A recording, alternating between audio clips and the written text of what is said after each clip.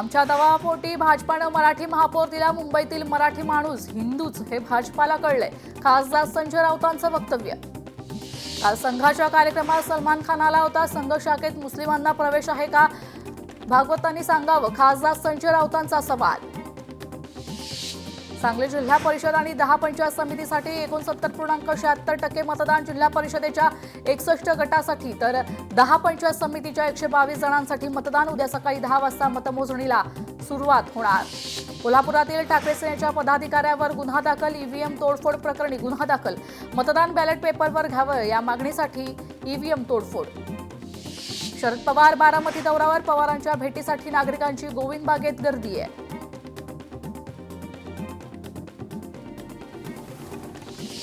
नाशिकच्या ओझर विमानतळाचं विस्तारीकरण होणार. ओझरमध्ये नवीन टर्मिनल इमारत उभारली जाणार. फडणवीसांच्या हस्ते आज भूमिपूजन सोहळा. अजित पवार यांना जीवनसाधना गौरव पुरस्कार जाहीर. पुणे सावित्रीबाई फुले विद्यापीठाकडून पुरस्कार जाहीर. राजकीय आणि सामाजिक क्षेत्रात उल्लेखनीय कामगिरी केल्याबद्दल पुरस्कार.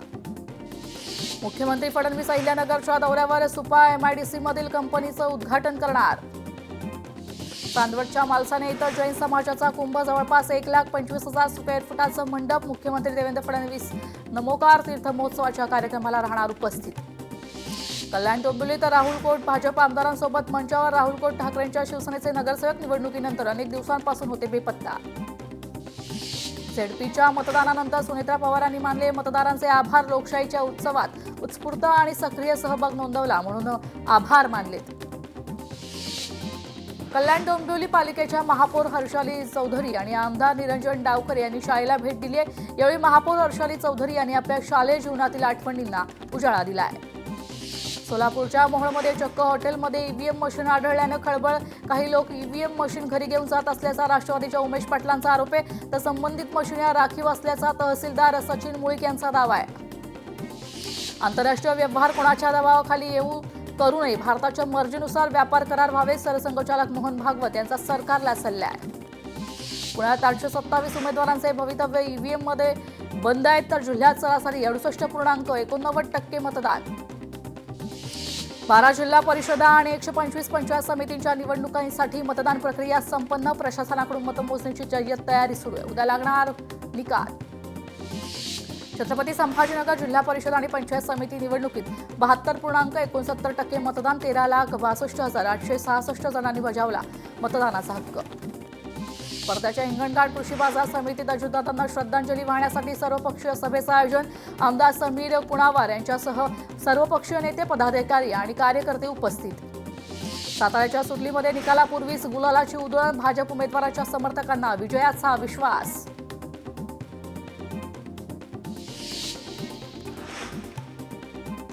छत्रपती संभाजीनगरचा महापौर 10 फेब्रुवारीला ठरणार. महापौर पदासाठी समीर राजूरकरांचं नाव चर्चेत. उपमहापौर पदासाठी राजेंद्र जंजाळ रिंगणात.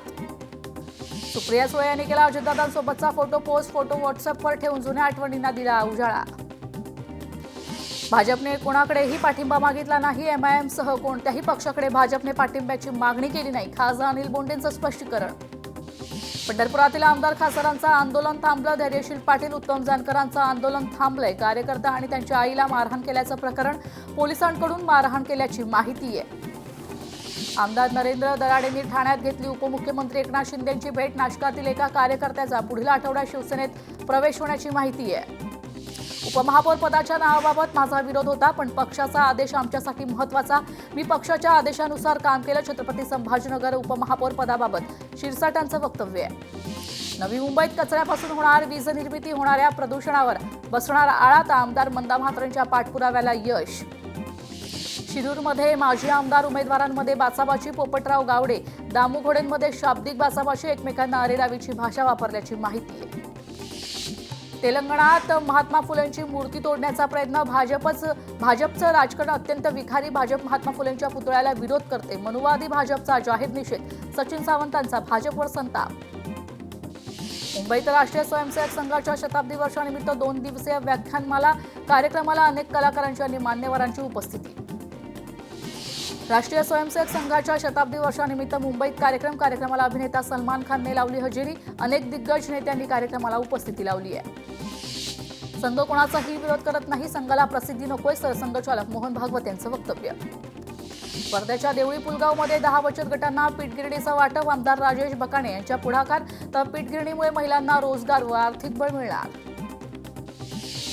वर्ध्यात राष्ट्रीय सेवा योजना अंतर्गत ग्रामीण आकलन शिबिराचं आयोजन. डिजिटल साक्षरता दैनंदिन जीवन या संकल्पनेवर शिबिर आधारित शिबिरासाठी समाजकार्य महाविद्यालयातील विद्यार्थ्यांनी 5 दिवस ठाकरखेड गावात मुक्कामी आहेत.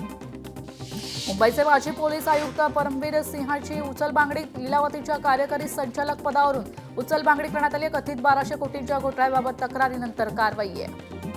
सोन्या चांदीच्या दरात मोठी घसरण. सोन्याचा दर 1,51,489 रुपये, तर चांदीच्या दरात 2,41,184 रुपये प्रति किलो. पुणे महापालिकेतील 2 कोटींचं साहित्य खरेदीच्या चौकशीत अडकले 20 जण अधिकारी. कर्मचाऱ्यांना कारणे दाखवा नोटीस. यात काही निवृत्त अधिकाऱ्यांचाही समावेश आहे. शेगावमध्ये संत गजानन महाराजांचा 148वा प्रकट दिन सोहळा. राज्यभरातून शेकडो पायी दिंड्या शेगावात दाखल.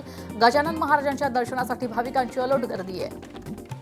अमरावतीच्या दर्यापूरमध्ये गजानन महाराजांचा प्रकट दिनानिमित्त रांगोळी साकारण्यात आली. 40 स्क्वेअर फूटमध्ये साकारण्यात आली आहे महाराजांची रांगोळी. राज्यातील बहुतांश भागात थंडीचा कडाका कमी. मुंबईसह अनेक भागात तापमान 30 ते 35 अंश सेल्सिअसवर. वाढत्या प्रदूषणामुळे नागरिकांच्या आरोग्याला धोका आहे. सीएनजीच्या दरात प्रति किलो 50 पैशांची वाढ. सीएनजीचा दर आता प्रति किलो 81 रुपये. दरवाढीमुळे ऑटो रिक्षा, टॅक्सी आणि बससारख्या सेवांवर परिणाम होण्याची शक्यता. म्हाडाच्या पुणे मंडळाची 4146 घरांची सोडत मार्गी लागणार. सोडतीसाठी 10 फेब्रुवारीचा मुहूर्त निश्चित. नोव्हेंबरपासून सोडतीचा निकाल रखडल्यानं 2 लाखांहून अधिक अर्जदारांमध्ये नाराजी आहे. राज्यातील 481 नियोजन प्राधिकरणांची महारेराला जोड आहे. तर बांधकाम प्रारंभ प्रमाणपत्र पडताळण्याची सोय उपलब्ध. अनियमिततांना पायबंद बसण्यास मदत होणार. मुंबईतच घर हवे या मागणीसाठी कामगार संघटना आक्रमक. कामगार संघटनांच्या संयुक्त लढा समितीचा 14 मार्चला मोर्चा आहे. 10वी-12वीच्या परीक्षा केंद्रांवर पोलीस बंदोबस्त तैनात करण्यासाठी पत्र. राज्य माध्यमिक आणि उच्च माध्यमिक मंडळाचं MMRला पत्र. कॉपी मुक्तीसाठी पोलिसांना सूचना. वर्ध्यातील देवळीमध्ये आमदार राजेश बकाणे यांच्या पुढाकारातून रोजगार मेळावा. नोकरीसाठी पण 150 ते 200 किलोमीटर जावं लागणार तरी जा. राजेश बकाणे यांचं युवकांना आव्हान आहे. महिलांसाठी जास्तीत जास्त रोजगार निर्मिती करणार. महाराष्ट्र बिझनेस आयकॉन 2025 पुरस्कार विजेता मयुरा अमर काळेंची प्रतिक्रिया आहे. वर्ध्यात गृहराज्यमंत्री पंकज भोयर यांच्या हस्ते विविध विकास कामांचं लोकार्पण आणि भूमिपूजन. हिंगणी ग्रामपंचायतीच्या घनकचरा व्यवस्थापनाचे पंकज भोयर यांनी कौतुक केलं आहे. मुंबई विमानतळावर 14 बॅगेज ड्रॉप काउंटर सुरू करण्यात आले. प्रवाशांच्या वेळेत बचत करण्याच्या दृष्टीनं काउंटरची व्यवस्था करण्यात आली आहे. मुंबईकरांनो, पाणी जपून वापरा. मुंबईत मंगळवारी पाणीपुरवठा बंद राहणार. सकाळी 10 ते रात्री 12 वाजेपर्यंत पाणीपुरवठा बंद राहणार. लातूरमध्ये पोलीस कर्मचाऱ्यावर दगडफेक. एका माथेफिरूकडून पोलिसावर दगडफेक. मतदानावेळी घटना घडल्याची माहिती. अहिल्यानगरमधील पोलीस हवालदाराला केलं बडतर्फ. अंमली पदार्थाच्या कारवाईत श्याम गुजर याचा सहभाग. अंमली पदार्थाच्या कारवाईत आढळल्यानं सेवेतून बडतर्फ केलंय. वाशिमच्या मंगळूरपीर यात्रेत डान्सच्या नावाखाली अश्लील नृत्य. तरुणांकडून हुल्लडबाजी. तरुणींवर पैशाची उधळण. कुणाच्या आदेशाने हा सर्व प्रकार सुरू आहे असा प्रश्न उपस्थित.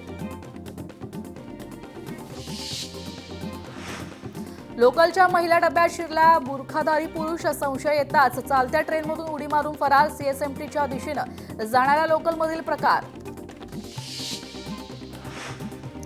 अमरावती पोलीस आयुक्तांचा जनता दरबार. जनता दरबारात 33 तक्रारींचं निराकरण.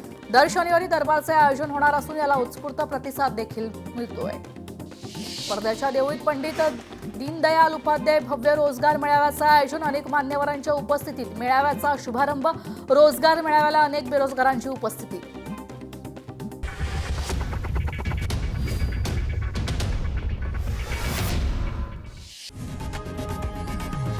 लोकशाही मराठी ऐका, पहा, जागरूक रहा.